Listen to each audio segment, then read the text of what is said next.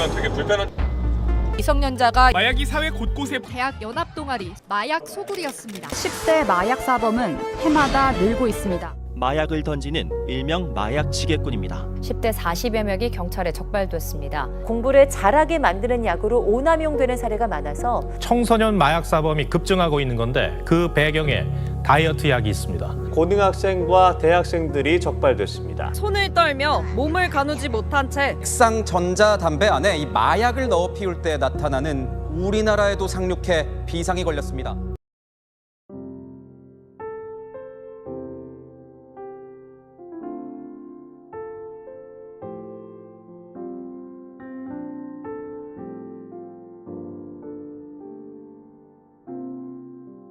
사실은 불법 마약보다 무서운 거는요, 의료용 마약류입니다. 병원에서 처방받는 의료용 마약류가 굉장히 많아요. 수면제도 그렇죠, 다이어트약으로 쓰는 각성제도 그렇죠, ADHD 치료제로 요새 뭐 학부모들한테 관심 많은 뭐 메틸페니데트도 마약류거든요. 항불안제 있죠, 프로포폴 같은 마취제 있죠, 케타민 있죠, 뭐 너무 많아요. 그래서 의료용 마약류가 더 무섭습니다. 왜냐하면 사람은 불법 마약 들으면 아이고 무서워 그러는데 의료용 마약은 의사가 처방하는 거니까 안전하지 않을까 해서 쉽게 접근을 해요. 마약류는 다 똑같아요. 중독성 물질입니다. 일단 입문을 하게 되면은 반복하게 되는 특성이 있기 때문에 입문하지 않아야 되거든요. 그래서 의료용 마약까지 합하면은 제가 볼 때는 한 300만 명이 자기도 모르는 사이에 마약류에 중독이 돼 있다. 암도 말기암만 암이 아니잖아요. 초기 때는 증상도 없어요. 초기라 그래서 증상이 없다고 치료도 안 받겠습니까? 누구나 치료받으려고 애를 쓰는 거는 암세포 하나로 시작되는 걸 다 알기 때문에 그래요. 중독도 한 번으로 시작하는 거거든요. 그래서 초기 중독부터 시작해서 말기까지 가기 때문에 다 합하면 한 300만 명 정도가 된다. 그러면 남의 얘기가 아니죠. 우리 주변에 20, 30명 중에 한 명은 이런 각종 불법이든 의료용이든 마약류에 중독이 돼 있을 수 있다. 대부분의 중독자들은 자기가 중독이라고 생각을 안 해서 스스로 치료를 안 받아요. 그래서 어떻게 보면 법적인 문제가 됐을 때 가장 빠를 수가 있는데 우리나라 법적인 체계도 그런 사람을 치료로 연결시켜 주질 않아요. 거의 그냥 벌 주면 된다고 생각하기 때문에 질병이 벌 줘서 해결되면 얼마나 좋아요. 치료를 해야 되는 건데 이제부터 치료를 좀 적극적으로 해야 된다. 여기에 계시는 여러분께 그리고 의원님께 꼭 한 가지 말씀드리고 싶은 것은 마약 중독이 전염병이라는 것입니다.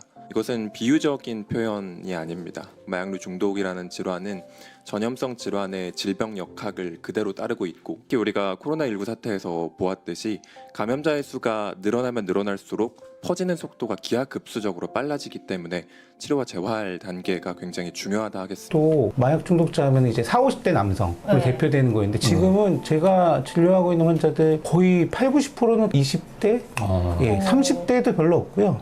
청소년도 저희 뭐 중3짜리 학생, 고1 이런 애들도 입원해 있고 막. 정말요? 예.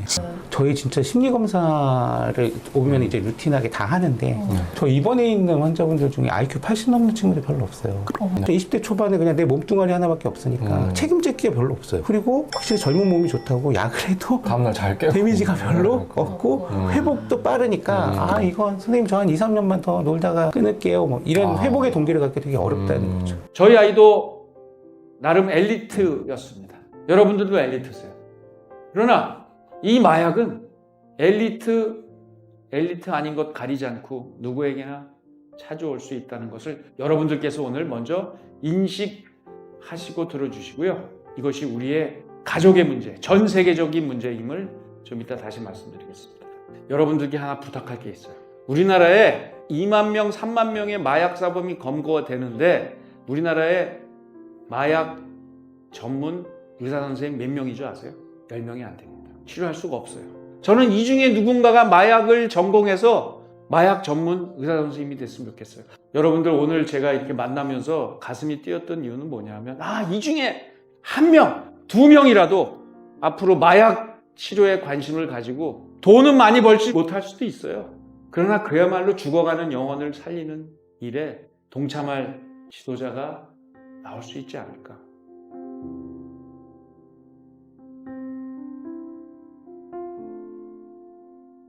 일단은 우리 친구들이 갈 곳이 없어요. 약물에 노출이 되거나 중독에 노출이 됐을 때 갈 수 있는 곳들이 한정적입니다. 그리고 우리 사회에서는 대부분 처벌이 우선입니다. 쉼터, 내지는 뭐 보호 관찰 그리고 소년원 이런 곳에서 이제 가면 아이들이 치료보다는 무조건 참는 거. 그다음에 이 친구들은 거기서 새로운 친구들과 새로운 방법들을 배워 나오는 경우가 많습니다. 근데 아이들이 치료를 하고 그렇게 처벌을 받는 것하고 처벌만 받고 아이들이 나왔을 때는 재발의 위험도가 굉장히 다르죠. 기독교 마약 중독 연구소처럼 깊숙이 디테일하게 옆에서 도울 수 있는 단체가 필요합니다. 보호자들을 같이 면담을 진행하고 방향을 찾아주고요. 물질적인 거라든지 치료 단체들을 소개해주고요. 치료 단체 자체를 지원하고 만드는 일도 하고 계시고요. 더군다나 영적 치료라는 부분은 더욱더 이제 보호자들과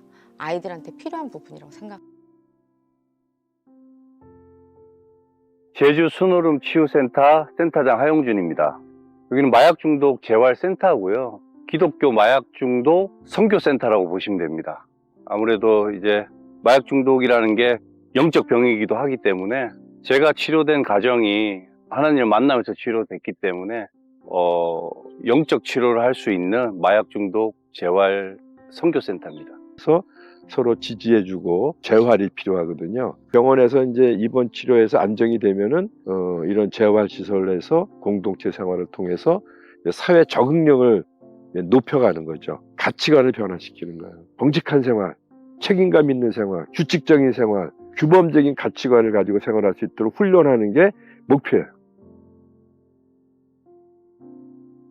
아침 일찍 일어나서 매일 아침 기독교 성경 말씀을 나누고 그 나눔 속에서 또 하루를 시작하고 그 나눔이 끝나면 이제 10시부터 무조건 나가야 돼요. 한라산을 가든 해안도로를 가든 오름을 가든 1시간 반에서 2시간 땀을 흘리고 들어옵니다. 그리고 흘리고 들어와서 또 우리가 식사 준비해서 우리가 밥 먹고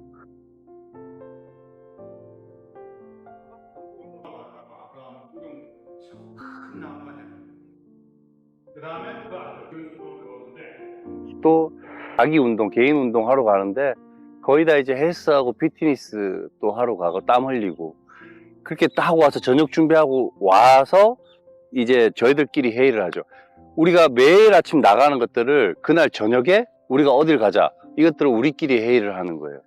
그래서 큰 틀은 잡아주되 우리 의존자들끼리 같이 회의하고 상의해서 내일은 어떻게 가자 그렇게 해서 책임감을 그들한테 주면 그들이 완주를 하고 와요. 그래서 스스로 하다 보면 나중에는 자기들끼리 나가고 자기들끼리 들어오고 이런 시스템도 이제 되고 있고요. 점점 아침 생활을 하고 점점 정상적인 생활을 하다 보니 이제 꽃들도 이쁘다고 느껴지고 내 방이 이렇게 지저분하면 이제 치우기도 하고 그게 훈련이에요. 그게 다 안 됐던 친구들이거든요. 일반 사람들이 하는 정상적인 생활부터 시작해야 그게 이제 회복의 시작인 거죠. 피로나 회복이란 것도 약 하나 끊기라는 것이 아니라 남은 삶을 좀 멋있는 삶으로 바꿔가야 될 거 아니에요? 그래서 어떻게 중독에서 제대로 회복한 사람은 멋있는 사람이 돼요.